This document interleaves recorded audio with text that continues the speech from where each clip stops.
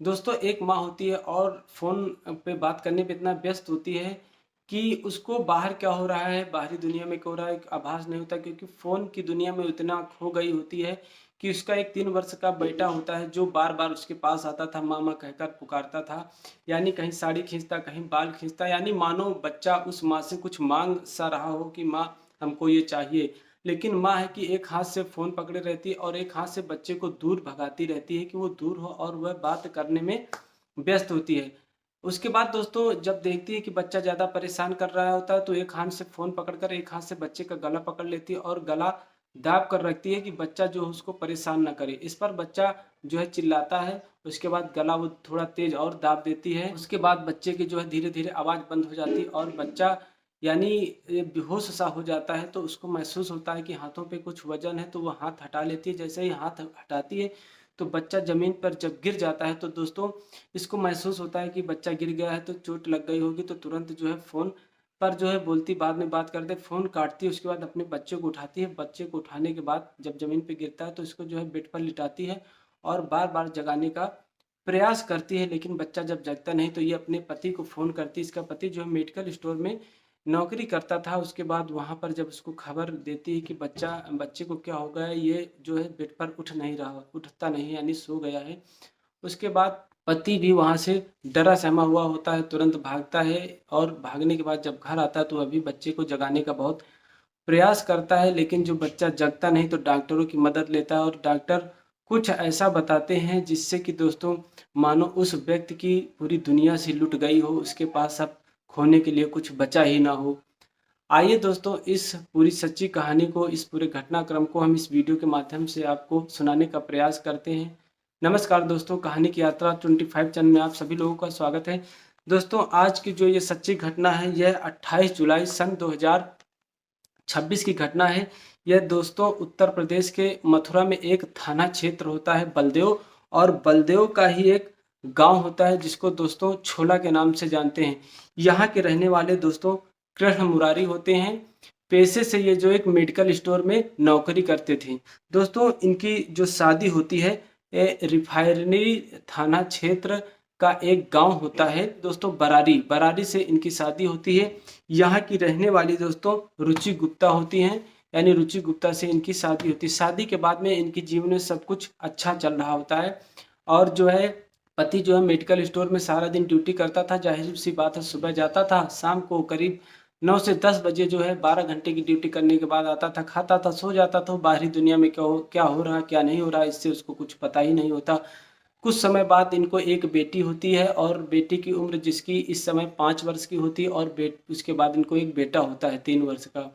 जो एक दिन दोस्तों जो रुचि गुप्ता होती है फ़ोन पर बात कर रही होती है और फ़ोन पर बात करते-करते जो इसका 3 वर्ष का बेटा होता है वह इसके पास आता है और माँ इसको पुकारता है। उसके बाद जो है खींचता है मानो कुछ माँग सा रहा हो लेकिन जो माँ होती है फ़ोन कान पर जो फ़ोन लगाए हाथ से बच्चे को दूर करती है और बच्चा दोस्तों ज़िद करता है। मान लो जैसे हम आप कहीं बात कर रहे हो बच्चा किसी चीज़ के लिए ज़िद करे, उसी प्रकार यानी उसी प्रकार जो है बच्चा ज़िद करता है तो यह फ़ोन पर बोलती है कि अभी थोड़ी देर बाद बात करते हैं। उसके बाद फ़ोन काटती है। फ़ोन काटने के बाद दोस्तों ये काफ़ी गुस्से में होती है। छोटे-मोटे खिलौने लाके बच्चे को दे देती है। बच्चा खिलौना थोड़ी देर खेलता है, ये फिर से फ़ोन पे जो है फ़ोन मिलाती है, फिर से फ़ोन पर बात करने लगती है। बच्चा थोड़ी देर बाद खिलौना खेलने के बाद फिर माँ करने लगता है, फिर ज़िद करने लगता है, कभी साड़ी खींचता है और कभी बाल खींचता है। उसके बाद दोस्तों ये काफ़ी झलझला जाती है, गुस्से में झलझलाने के बाद ये फ़ोन बच्चे को एक हाथ से फ़ोन पकड़ती है, एक हाथ से बच्चे को दूर करती है और दूर करने के बाद फिर बच्चा माँ को पकड़ने का प्रयास करता है। लेकिन इस बार जो है वह बच्चे का गला पकड़ लेती है और फ़ोन पर बात करती है। बच्चे का गला दोस्तों ये दाब देती है।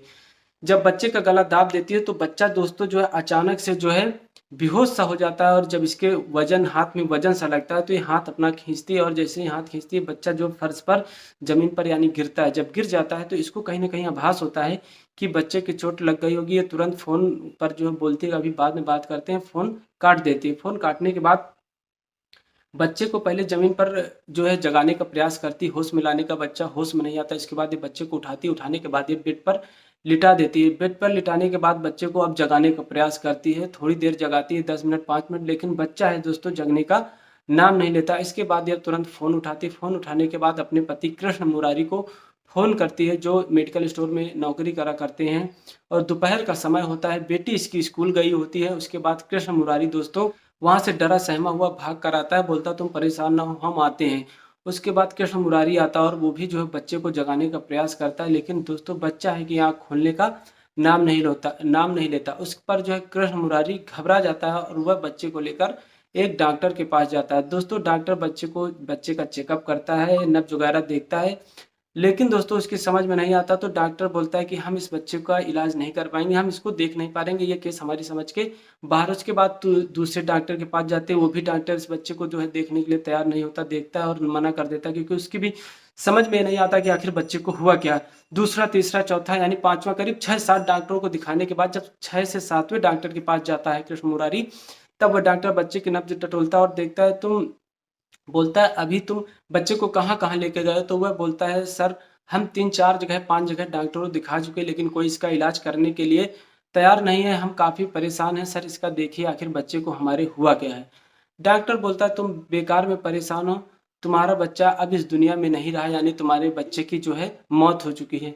जैसे ही दोस्तों कृष्ण मुरारी ये सब सुनता है, यानी उसकी आँखों से आँसू गिरने लगते हैं और मानो उसके पैरों के नीचे से ज़मीन खिसक जाती है, मानो उसकी दुनिया से ही लुट जाती है। अब उसके पास शायद खोने को कुछ बचा नहीं हुआ होता है। कृष्ण मुरारी बोलता है डॉक्टर ऐसा नहीं हो सकता। डॉक्टर बोलता है अगर तुमको विश्वास नहीं तो तुम और कहीं अच्छी जगह जाकर इसका चेकअप करवा सकते हो। अब दोस्तों कृष्ण मुरारी को इस पर भरोसा नहीं होता, फिर एक जगह अस्पताल में जाता है अच्छी खासी, वहाँ पर भी जब दोस्तों मृत घोषित कर देते हैं, तो वह अपने बच्चे को लेकर दोस्तों अपने गाँव आ जाता है छोला, और यहाँ पर आने के अपने नाते रिश्तेदारों को फ़ोन करता है, और अपने साले वगैरह को फ़ोन करने के बाद सभी लोग आते हैं।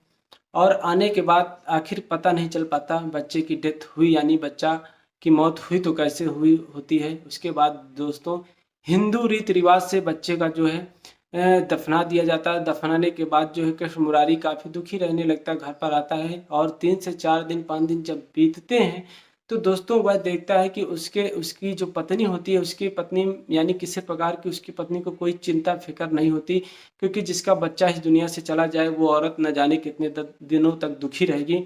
लेकिन जब ये पत्नी का अपने हाव भाव देखता है तो इसको कुछ शक सा होता है। ये एक दिन दोस्तों जो है ड्यूटी नहीं जाता, और ड्यूटी न जाने के बाद जो है चुपचाप जो है दोपहर में लेट जाता है और सोने का बहाना कृष्ण मुरारी करता है। इधर इसकी पत्नी फ़ोन पर बिजी हो जाती है और काफ़ी देर तक बिजी रहती है, तो वहीं से इसका शक जो है गहरा जाता है। उसके बाद दोस्तों यह उठता है और अपनी जो है पत्नी से पूछता है कि आखिर तुम ये बताओ कि हमारा बेटा मरा तो कैसे मरा? आखिर कुछ तो हुआ होगा, कोई घटना तो उसके साथ हुई होगी, गिरा होगा, कुछ तो हुआ होगा। इस पर जो उसकी पत्नी होती है वो बोलती है दोस्तों कि कुछ नहीं, जब से इसने पोलियो पी लिया था, पोलियो की दवा उसके बाद से ही सो गया है। तो दोस्तों कृष्ण मुरारी को दवा पर शक होता है, लेकिन दवा पर शक होने की वजह ये आ जाती है कि अगल-बगल और भी बच्चे हुए होते। उस दिन जो है उन लोगों ने भी 3 से 4 दिन पहले पोलियो पिए थे। सभी बच्चे जो है हष्ट-पुष्ट होते हैं, यानी कि उनको किसी प्रकार की कोई दिक्कत नहीं होती। इस पर जो है कृष्ण मुरारी अपने साले को, यानी रात हो जाती है उसी दिन रात को, फिर ये सोने का नाटक करता है, फिर भी उस दिन काफ़ी समय तक पर ये फ़ोन से बात करती है। उसके बाद कृष्ण मुरारी रिफाइनरी थाना क्षेत्र का जो करारी गाँव होता है, वहाँ पर जो है फ़ोन करता है। फ़ोन करने के बाद अपने साले से बताता है कि तुम्हारी बहन के मुझे हाव भाव कुछ ठीक नहीं लग रहे हैं, आखिर ये घंटों घंटों किससे बात किया करती है, इसकी जो है कॉल डिटेल निकलवाओ, कम से कम पता चले ये बात तो किससे करती है। उसके बाद उसका साला भी तैयार हो जाता है, और तैयार होने के बाद किसी तरीके वह कॉल डिटेल यानी जो है सीडीआर निकलवाते हैं। सीडीआर निकलवाने के बाद उसमें जो दोस्तों नंबर देखा जाता है, तो एक नंबर पर सबसे ज़्यादा बात हुई होती है। उसकी जब डिटेल जो निकलवाई जाती है, तो वह डिटेल दोस्तों जो है यानी बरारी गाँव होता है, और उसी बरारी का रहने वाला दोस्तों एक रोहित कुमार होता है, उसी से उसकी बात हुई होती है। उसके बाद दोस्तों जब इस कड़ाई से पूछता है अपनी पत्नी से जो है रुचि गुप्ता से, तो ये टूट जाती है और सब कुछ सच-सच बताने का प्रयास करती है। इस पर जो है जब इसको महसूस होता है कि कहीं न कहीं रुचि सच बोल रही है, तो यह 112 को फ़ोन करता है, और डायल 112, और थाना जो बलदेव होता है वहाँ की पुलिस इसके घर पर पहुँचती है, रुचि को हिरासत में लेती है। हिरासत में लेने के बाद जो सीडीआर यानी कॉल डिटेल होता है उसको पुलिस ले लेती है। उसी आधार पर जो है जो रोहित कुमार होता है उसको भी अपने रिमांड में ले लेती है, और रिमांड लेने के बाद जब इन दोनों से पुलिस कड़ाई से पूछताछ करती है तो ये सारा सच उगल देते हैं। रुचि गुप्ता बताती है कि हमारा और जो है रोहित कुमार का प्रेम शादी के 7 साल पहले से ही था, लेकिन किसी वजह से हम दोनों शादी नहीं कर पाए, लेकिन प्रेम हम दोनों के बीच अब भी बरकरार था। उसके बाद जो है कृष्ण मुरारी का कहना होता है अपनी पत्नी से, अगर तुम्हें ऐसा ही करना था तो कम से कम तुम हमारे बच्चे की जान न लेती और तुम बताती तो हम तुमको पहले ही छोड़ देते। इस प्रकार जो तुमने गला दबाकर हमारे बच्चे की जान ले ली, कम से कम हमारा बच्चा तो बच जाता, तुम छूट जाती तो छूट जाती।